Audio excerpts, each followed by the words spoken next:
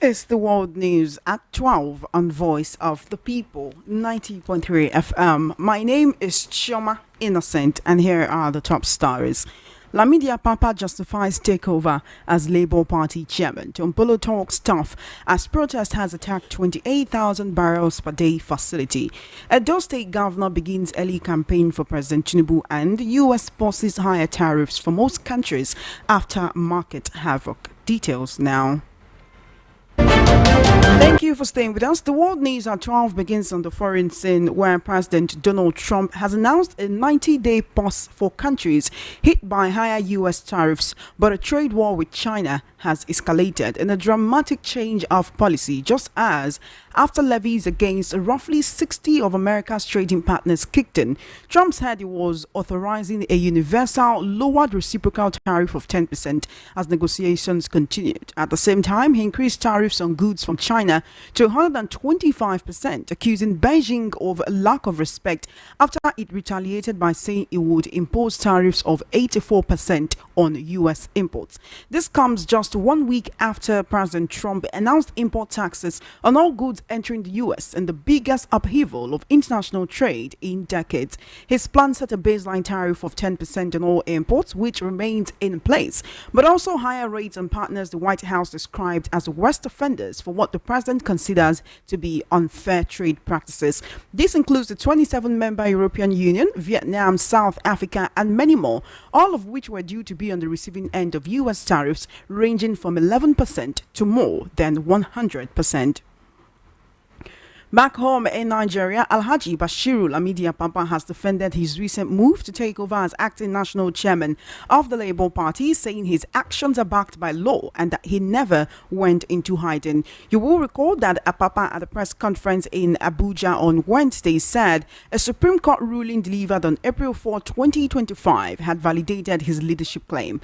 Apapa, who was previously quiet after a fierce leadership dispute within the party following the 2023 election, said he stayed away from the press as legal battles moved from one court to another. Relying on Article 14, subsection 2AB of the Labour Party Constitution, Apapa argued that as the most senior deputy national chairman, he is now the rightful acting chairman. The Labour Party remains divided between different factions as aside from the Apapa and Abu Rekams, there is a third group loyal to 2023 presidential candidate Peter Obi and Abia State Governor Alex Oti. The group, led by Nenadi Usman, also met on Wednesday and visited the Independent National Electoral Commission (INEC) with a copy of the Supreme Court judgment in a bid to claim control of the party. Let's take a listen to Lamidi Apapa speaking on his taking over as Labour Party chairman earlier this morning.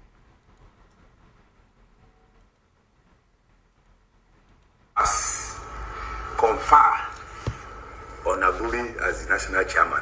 Something led to why he was asked not to be called national chairman. It was not just a tea party. There was an issue against him. And the Superior Court now said, the court that gave you that order has no authority. That same order that suspended him is still hanging on his neck. And that's my annoyance with them. Is that particular issue is still hanging on his neck. And that time I said, you cannot be a judge in your own matter. Like I said, if our principal has not taken side, if he's neutral, if he has no team, then it will have been better for everybody to say, sir, this is our problem. But he has taken side already. Aburi is also a leader of the party, as well as myself. He has also taken side. But in my own wisdom, apart from being the deputy national chairman of the party, I am privileged to be the eldest among them. And when there is any crisis, the only thing you can do is to make an immediate action, to take an immediate action. I didn't disappear. We've been going from one court to the other. This fight started from the Federal Court to the Appeal Court, now to the Supreme Court. But as somebody who believes in the rule of law, once a court has ruled that so person should be there, you don't need to talk again on that until another court decides otherwise. The issue of this court. You remember the one that happened at the appeal court the other time? It was a court that suspended Aburi, restrained Aburi. And that time, this same set of people that are now opposing Aburi, they were the ones that are giving Aburi protection. I told them that time, when a court has ruled, asking somebody to restraining somebody from playing the role of a national officer, the best is to force him or compel him to step aside. You cannot be a judge in your own matter. But that time, they were protecting him for reasons best known to them, including the NSC. Now, since that time, when he now went to appeal court, the appeal court lifted the ban that he should be regarded as the chairman of the party. I move ahead to Supreme Court because I didn't want to make comments on what court has said.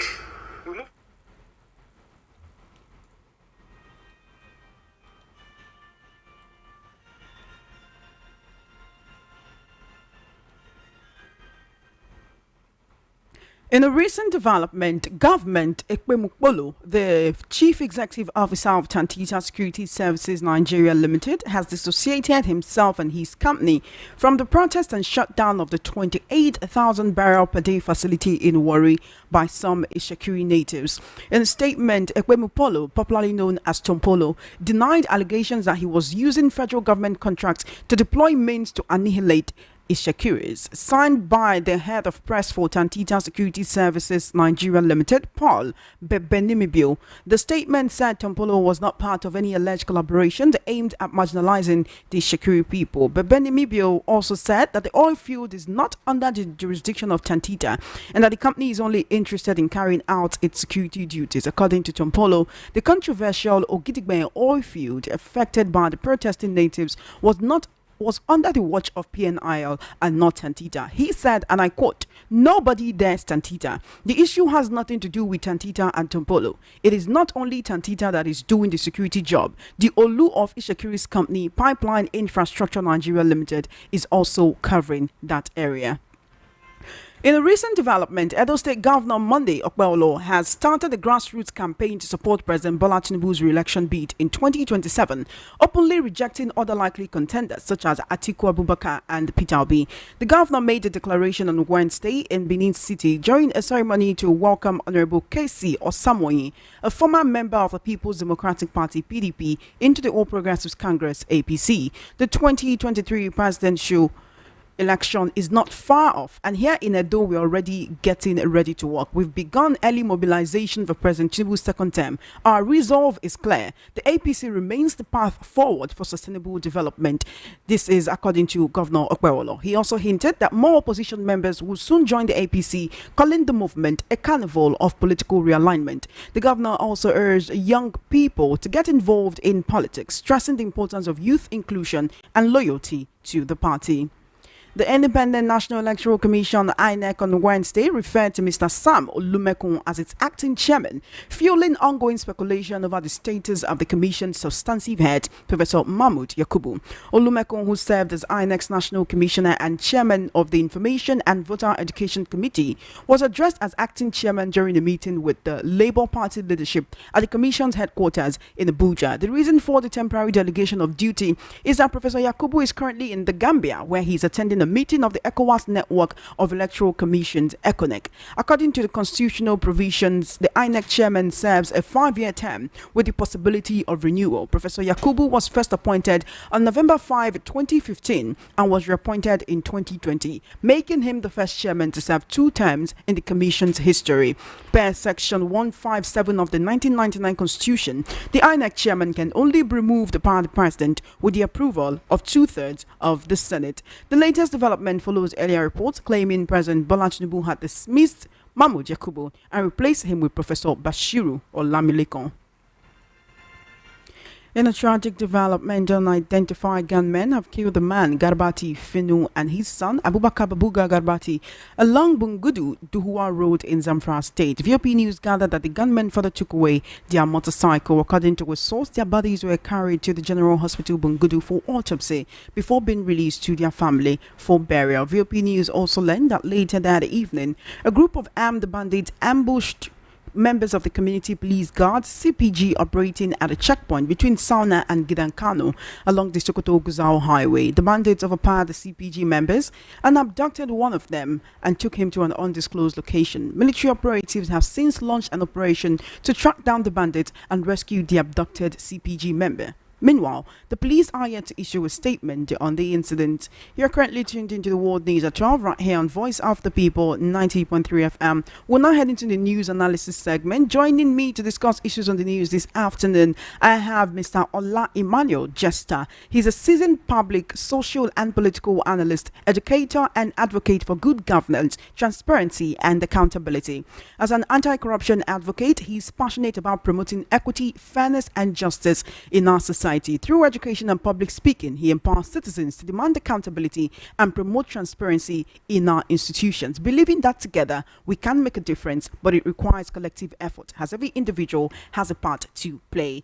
Welcome to the World News at 12 this afternoon, Mr. Ola Emmanuel. Thank you for joining me. Yeah, good afternoon, Chioma. How are you doing? I'm doing great. How are you doing today? Thank you so much for the great job. Always a pleasure to have you right here. I want to begin with the fact that the Labour Party seems to be divided into three factions at this moment. We have the Julius Abure faction with his supporters. We do have the Peter Obi, Alex Oti, and then the Usman Keteka Committee faction. And now Lamidi Papa has reared his head again to actually claim chairmanship of the party, saying he never went anywhere and he was just pursuing court cases, as he did not just want to be, making noise, but actually pursuing the chairmanship of the Labour Party via the courts. Does the Labour Party look like a party that is ready to position itself for the 2027 general elections if they're still having this kind of issues by this time? That's a bad question. Can you hear me, Mr. Emmanuel? I can hear you. Yes. Go ahead, please. Hello? Yes, I can hear you, Mr. Emmanuel. Please go ahead and answer the question. All right. I said the answer is direct. If a house is divided against itself, you don't expect anything positive to come out of it. If at the point that we're in electioneering and Labour Party is having an internal crisis, that's an indication that they are not ready to take the leadership role or this tool as being perceived by all Nigerians and the world over. Now, at the moment, if it was even, I think before now it used to be Abure and Oti faction. Now that Apapa is coming up with his own, it should. No, before the caretaker committee even came up, Lamidi Apapa and Arabambi have been saying that they are the chairman and national secretary of the party, respectively. This is not the first time that Apapa will be coming up to claim the chairmanship. What we really had before was the Lamidi Apapa faction and the Julius Abure faction. Before the Peter Obi, Alex Oti and the caretaker committee even came up to say that Abure should no longer be the chairman. Now, Abure supporters are saying that if indeed Nigerians are interpreting the Supreme Court judgment to mean that Abure was removed as chairman, then who did the Supreme Court say should be the right chairman of the Labour Party? The point here is, if the Supreme Court has ruled that the Abure's tenure has expired, then it now behoves on the Board of Trustees of the Labour Party to sit internally, make an internal arrangement and conduct a fresh election so that the right leader should be made. But as it is like this, whatever becomes the issue they desire may not be, it ought not to be a thing that they will bring to the fore. It's something to be internal, and that they search for the right person who will lead Nigeria or lead the party to the promised land. Because as it is like this now, since the Supreme Court has put, I personally believe in the rule of law. And as far as the Nigerian legal realm is concerned, the Supreme Court is the highest level that can pass a judgment. But if any other person is making an interpretation of the Supreme Court judgment, then I now begin to question, where is now the place of justice? Where is now the place of respect for the rule of law. The Supreme Court has ruled so. So for me, I still would adhere strictly to the ruling of the Supreme Court.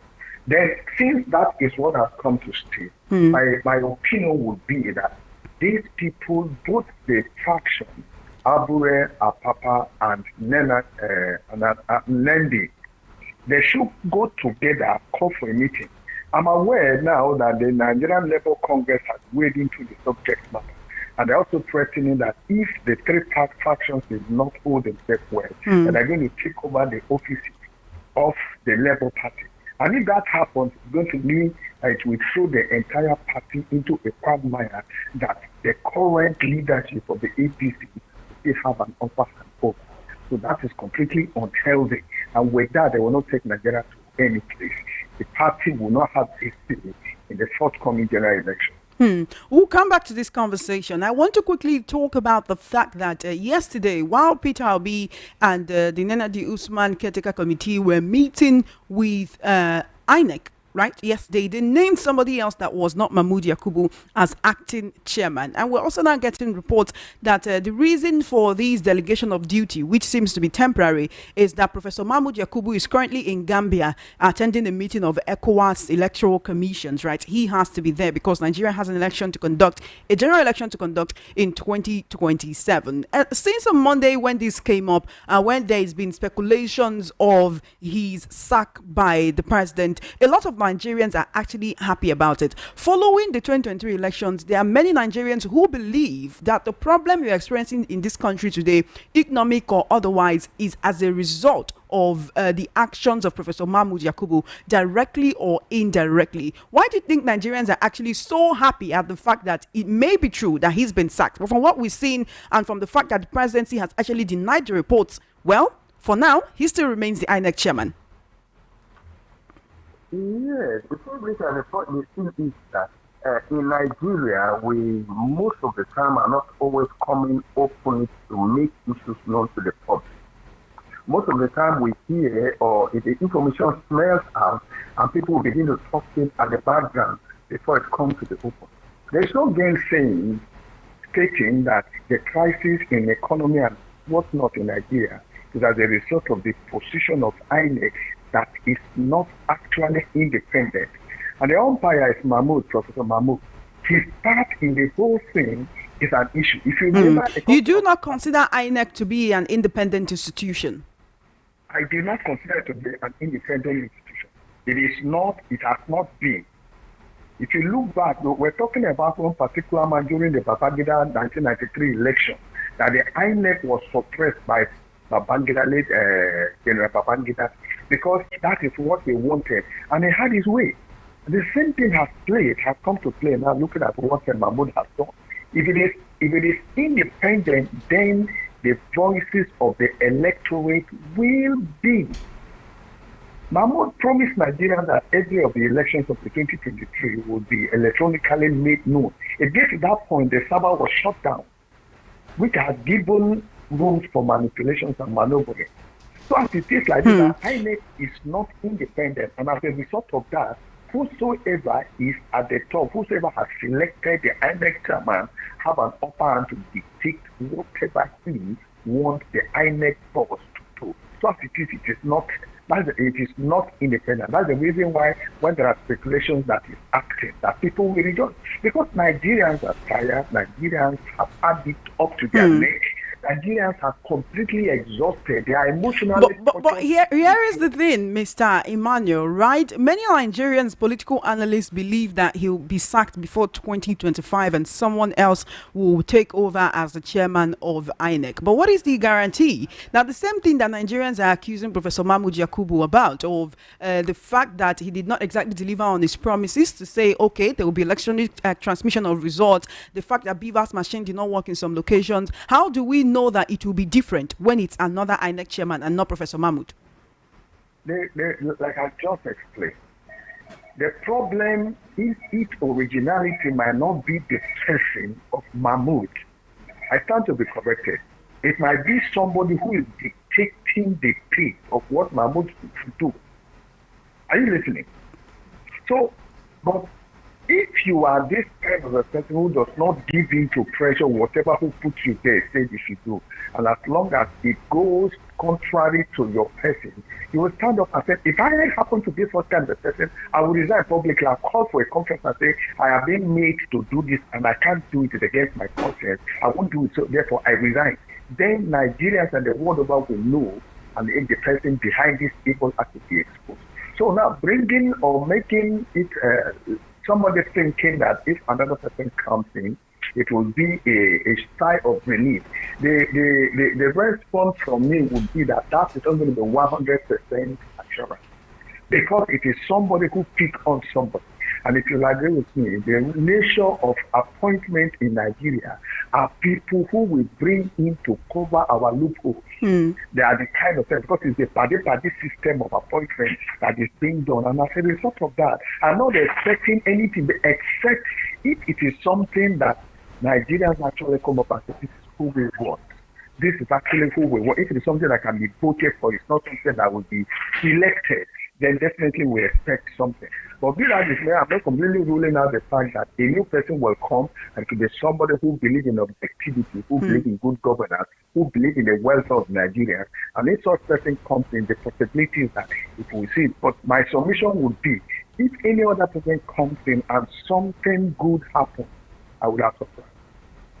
But if another person comes in and the status quo remains, then I will not be surprised. A lot of Nigerians believe that what we actually need is an electoral reform. You talked about the fact that the INEC chairman should not be appointed by the president, but rather if we can have a situation whereby maybe Nigerians will be able to actually elect the person that they want to be INEC chairman, so that the institution can actually be truly and really independent. Yes, like I just said now. That's why I said that in my last statement. I said, if it is something that Nigerians can vote for who they want to become the INEC chairman, it would have been good. I completely buy into that ideology, that perhaps law should be made to give Nigerians the right to vote for whosoever they want at the INEC door. That actually will make INEC an independent organization. But without that, if it is going to be appointed by the president, the veto power of the president can put whoever he wants. And two, and like I always say, the thing is this: you don't put a square peg in a round hole. You don't put a man who does not have the interest of the job on seat. He or she will not perform. But if the right man for the job is placed in the place of authority, he or she will be delivering on the mandate of that assignment. You do know, Mr. Emmanuel, right, that when it comes to issues like this, we just need to, many Nigerians believe that what we need is someone who is incorruptible. But while we're talking about appointment, while we're talking about competence, a lot of the people who are working with this administration, aides, special advisors, ministers, and all of them, many Nigerians do not believe in their ability and capability to actually work for the good of Nigerians. Just yesterday, an incident happened, right, where someone on the media team of the president posted a list of the ministers currently under this administration as a response to Senator Alin Dume, saying that President Tinubu is not exactly following the federal character. He is appointing people from a particular region. He is not really focusing on the north. Now, one of the president's media aide posted a list, and that list was fraught with so many errors. I don't know if you also recall, there's been other incidents like that where we are getting news that is not exactly correct, and the sources are coming from the presidency, right? So how can we actually trust in the kind of appointments that the president makes if some of the people who surround him are actually known for making such mistakes like that? I don't know if you recall where I think it was Bayo Ononuga who said, maybe UAE has stopped the visa ban it placed on Nigerians. It turned out not to be true. There was a time they also came out with one information saying Nigeria had actually entered into an agreement with a particular foreign company, and the company came out and said that this is the first time that they are hearing about it. So where is that competence in this administration? When you talk about competence, a liar will not pull out, a liar will not associate, a liar will not keep company with a righteous man. The truth of the matter is that we all know as Nigerians what brought this government to be. It is completely covered and crested with lies. And as such, you don't expect such person to come in with people with credible character, credible antecedents of their personality, known for truth and honesty. We all know that. I think that shouldn't be the first time by what the name of the person to the president making such kind of statement that we cannot really verify. It's a notice, so that validates the fact that he's known to be good at that area. That's why he's fixed. So I'm saying here that people cannot be put in a position where you know too where they are not men of indelible credibility. Well, the president did say he trusts in the credibility and efficiency of his ministers, and that is why he picked them. See, those ministers that are being picked, is it something there is a meeting, there is a conference, there is a discussions before they are picked, or it is something that they were selected and the names were submitted to the National Assembly? Remember during the time of General Mohammed Buhari, there was these insinuations and these accusations that most of the people he selected and appointed were much more from the north, that the federal character system was not fully represented. That can only come on the news. And most of the time, the media does not even help because the media is also put under pressure not to bring arguments on such issues for people to hear. So it's a thing that the people you want to work with are the people you appoint. The people that they call loyally, who would do exactly what you want, is what you do. I remember that I said something like this I think that was something last year. I said the way I stand for good governance, I will not be sure that one of these days I will be somebody that I open the gates to drive out to go out, that they'll see me I'm under arrest. Why? Because I am saying what they wouldn't want to hear. And the same thing is applicable to so many things happening in Nigeria. That's the reason why so many people are keeping quiet. Remember I said sometimes ago in October 1st that the person who committed the act committed an atrocity, killed men, caught unrest, is walking straight on the street, walking freely on the street. And somebody who said that act is bad has been arrested and incarcerated. So that shows you the kind of nation that we are in. Mr. Emmanuel, while we are talking about the incompetence, right, of some certain appointees in these administration, the Edo State governor has actually launched a 2027 campaign for the president, that is for the president's second term, where he has come out to say that the Edo State people or the Edo APC has begun early mobilization for President Tinubu's second term, saying that our resolve is clear. The APC remains the path forward for sustainable development. The 2027 presidential election is not far off, and here in Edo, we are already getting ready to work. This is a governor who has not clocked up to 1 year in office. This is a governor who is still battling court cases with his co-contender. This is a governor who a lot of his people are saying he's not focusing on governance at the moment. This is a governor who said the Kano State governor, when 16 people were lynched in his state, he went on condolence visits saying he will pay compensation and all of that. Meanwhile, his people say when they bring issues of insecurity, he seems not to be doing anything about it. But he's more focused on campaigning for the president against 2027. I am not surprised. You know why I'm not surprised, Chairman? The point is this. There was a statement made by the current senator of Edo State, I think Edo, what's his name? The former NLC boss, what's his name? Are you talking about Adams Oshomole? Adams Oshomole. He said, and I quote, that no matter the thickness of your sin, no matter the error, no matter the corrupt practices you are involved, no matter the level of stealing you are involved, come to APC and your sins will be forgiven. Nobody has ever bet, nobody has questioned that statement in this moment. So if the current governor is saying so, the current governor was not in APC before now, he was somewhere before. But if he now coming to say we are ready, if you know that somebody is telling you, say you have issues, if you don't bend to whatever we want you to do, we will expose you and you're going to lose this bid. So that is what I expect from him. But the thing is that we can't continue like this and have Nigeria redeemed to the original state where other nations seek to come to Nigeria to work. I That's the reason why you see that the people in the political circle have caught hunger into the land to the point that when they are even doing what they are meant to do, it seems as if they are doing of the people. It's completely unacceptable and we cannot continue like that. That's the reason why we keep saying that let God help us. Me, I have said, God is tired of helping Nigeria. Nigerians should help them. Hello, Mr. Emmanuel, are you there? Can you hear me?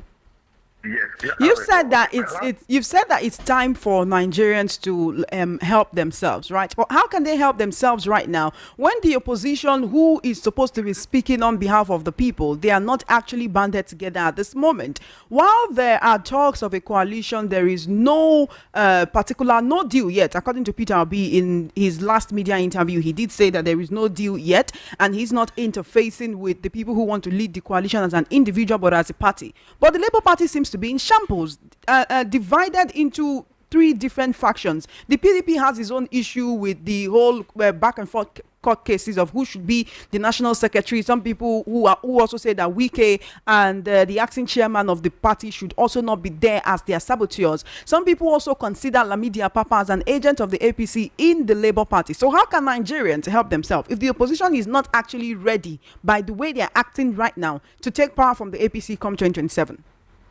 Thank you.